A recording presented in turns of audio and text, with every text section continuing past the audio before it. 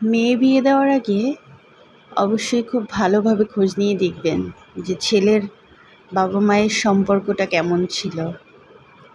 ছেলের বাবা যদি তার মাকে সম্মান না করে, মূল্যায়ন না করে, দেখবেন সেই ছেলেও কখনো আপনার মেয়েকে মূল্যায়ন করবে না, সম্মান করবে না। কারণ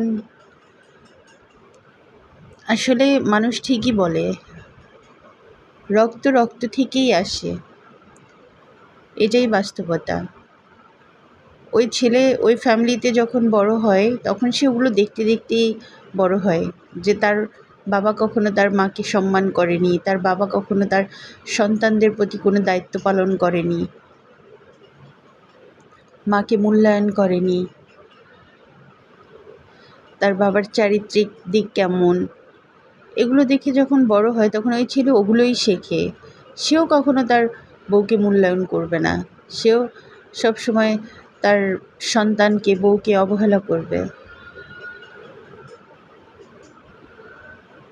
আসলে আমরা ভাবি যে বাবা মা সন্তানকে কখনো অবহেলা করে না, কিন্তু কিছু কিছু বাবা আছে যারা শুধু নামেই বাবা, যারা শুধু পেট ভরে 3 বেলা হয়তো খাবার দিবে, এর বাইরে কোনো দায়িত্বই পালন করবে না।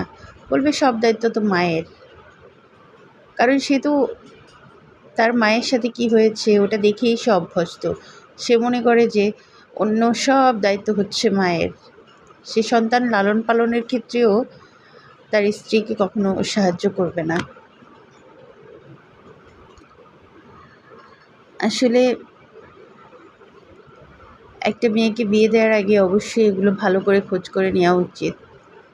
এখন ভাবি যে আমাকে বিয়ে দেওয়ার আগে কেন আমার মা এত ভালো করে খোঁজ নিল না, তাহলে হয়তো আজকে পরিস্থিতিটা আরও ভালো হতো।